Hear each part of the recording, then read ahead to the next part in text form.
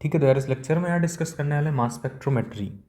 ठीक है, तो मास स्पेक्ट्रोमेट्री के बारे में क्या पढ़ेंगे यार? सबसे पहले थोड़ा बहुत बेसिक जानेंगे कि यार एक्चुअल क्या टेक्निक होती है, और दूसरा फ्रेगमेंटेशंस क्या क्या होते हैं। ठीक है, अभी यार पता चलेगा कि फ्रेगमेंटेशन क्या होती है बेसिकली। तो यार इंपॉर्टेंट क्यों है ये टेक्निक? क्योंकि जितना इंपॉर्टेंट है उस पर ही फोकस कर रहे हैं, बहुत ज़्यादा नहीं। ठीक है, क्योंकि बेसिकली क्या होता है, क्वेश्चंस कैसे पूछे जाते हैं कि नॉर्मली लाइक ये पीक्स आ रही हैं, then like what is the molecule actual. ठीक है, तो वो डिटरमाइन करना होता है।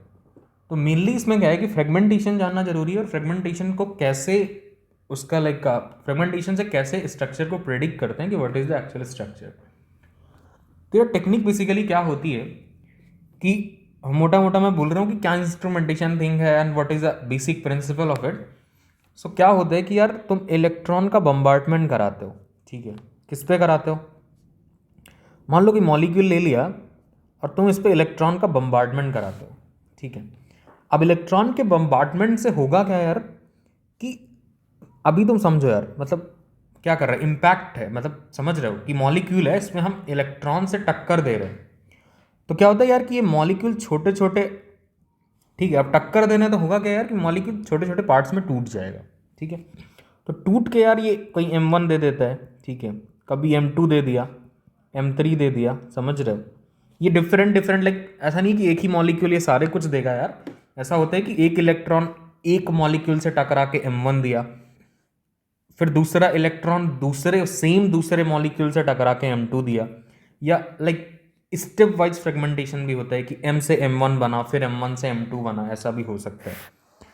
ठीक है, तो यार नॉर्मली क्या होता है कि जो M है वो छोटे छोटे लाइक फ्रेगमेंट्स में टूट जाता है। ठीक है, अब ये फ्रेगमेंट्स क्या हो सकते हैं यार? हो सकता है एक न्यूट्रल मॉलिक्यूल हो सकता है इस पे पॉजिटिव चार्ज भी हो सकता है। ठीक है, may be it is radical also. ठीक है, समथिंग भी हो सकता है।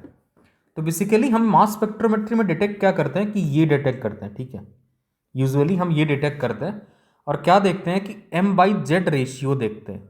ठीक है, तो मान लो यार कि एक मॉलिक्यूलर वेट था इसका 72।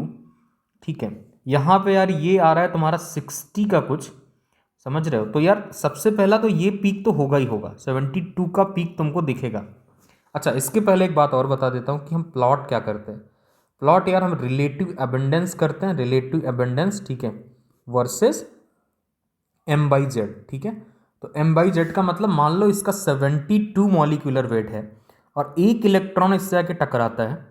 ठीक है, और एक इलेक्ट्रॉन और निकाल देता है। अब समझना बात को, मैं रिएक्शन थोड़ा लिख रहा हूँ, ध्यान से समझना। तो यार ये इलेक्ट्रॉन निकला, मतलब ये रिएक्शन कैसा बनेगा कि एक मॉलिक्यूल था जिसका वेट था 72, और उस पर इलेक्ट्रॉन बम्बार्डमेंट कराया यार, M पॉजिटिव बना और प्लस 2 इलेक्ट्रॉन बने। ठीक है, समझ रहे हो? तो ये जो M पॉजिटिव है यार, M इसका क्या मैंने बोला 72 है, और चार्ज कितना है यार, 1 है। तो M/Z कितना आता है यार, 72 आ जाता है। ठीक है, तो यार ये ऐसा आएगा, तुमको कुछ स्पेक्ट्रा दिखेगा यार। ठीक है, तो स्पेक्ट्रा पे क्या होगा कि M/Z 72 पे एक पीक दिखेगी तुमको। ठीक है, मान लो ये पीक दिख गई, तो इसका M/Z कितना है, 72 है।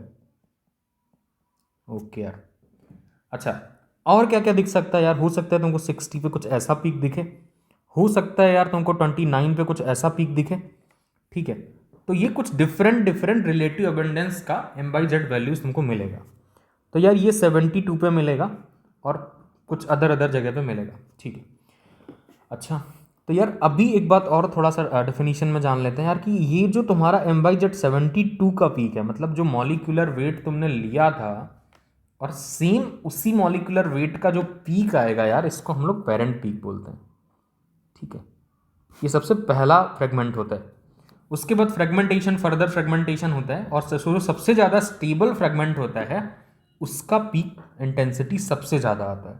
ठीक है, तो जो मैक्सिमम आएगा यार, मान लो 29 ये मैक्सिमम आ रहा है, तो इस पीक को हम क्या बोलते हैं यार, बेस पीक बोलते हैं। ठीक है, अच्छा, बेस पीक क्यों बोलते हैं यार? क्योंकि इसी के रिस्पेक्ट में हम सभी का इंटेंसिटी देखते हैं। ठीक है, हम ये मान लेते हैं कि जो सबसे ज़्यादा इंटेंस लाइन है यार वो 100 है। ठीक है, अच्छा, अगर ये 100 है तो इसी के रिस्पेक्ट में हम क्या करते हैं कि सारा कुछ देख लेते हैं कि और अदर्स का कितना आ रहा है, और फिर उसके बाद हम कंक्लूड करते हैं कि what will be the structure of the molecule. ठीक है यार, तो ये बेसिकली छोटा मोटा पार्ट हो गया, ठीक है। अभी थोड़ा बहुत कन्फ्यूजन हो तो बताओ मेरे को, ठीक है। मतलब मैंने क्या बोला, फिर से मैं कंक्लूड करता हूँ कि एक मॉलिक्यूल है, उससे मैंने इलेक्ट्रॉन का बम्बार्डमेंट कराया। बम्बार्डमेंट कराने के बाद कई तरह की रिएक्शंस हो सकती हैं, टेक प्लेस कर सकती हैं, ठीक है यार। हो सकता है कि सबसे पहले तो यही होता है नॉर्मली कि इससे एक इलेक्ट्रॉन निकलेगा और M पॉजिटिव बनेगा, ठीक है। अब ये M पॉजिटिव यार फिर से फर्दर फ्रेगमेंटेशन होगा इसका यार, कुछ M1 पॉजिटिव बन रहा है प्लस M2 बन रहा है, ठीक है। अब further M1 positive also get fragmentated, ठीक है। तो फिर से यार ये कुछ बना देगा, ठीक है, M3 पॉजिटिव एंड ऑल, ठीक है। तो ऐसे जो भी फ्रेगमेंट्स आते रहेंगे ऐसे ऐसे ऐसे, इसी इसी को अपना डिटेक्टर डिटेक्ट करता है और स्पेक्ट्रा पे दिखाता है, ठीक है। मतलब ग्राफ पे दिखाएगा अपने को कि हाँ ये मैंने डिटेक्ट करा, ये मैंने डिटेक्ट करा, ये मैंने डिटेक्ट करा, ठीक है। तो ये अपना मान लो पेरेंट पीक हो गया, इसका इंटेंसिटी सबसे ज़्यादा आया तो ये अपना बेस पीक हो गया, ऐसे ऐसे करके तुम्हारा लाइक स्पेक्ट्रम डिफाइन होता है, ठीक है यार। तो अभी इसमें सबसे ज़्यादा इंपॉर्टेंट क्या होता है कि ये फ्रेगमेंटेशन पैटर्न कैसे बनते हैं। लाइक हम किसी मॉलिक्यूल को अगर तुमको दे दिया जाए यार, तो उसके क्या क्या फ्रेगमेंट बन सकते हैं, क्या क्या पॉसिबिलिटीज़ हैं, वो लाइक प्रिडिक्ट करना, वही सबसे ज़्यादा इंपॉर्टेंट पार्ट इसमें हो जाता है। क्योंकि उसकी प्रिडिक्शन वो बेसिक है एक्चुअली, ठीक है यार। उसकी प्रिडिक्शन के बाद तुम यार फर्दर स्टडी कर सकते हो इस पर।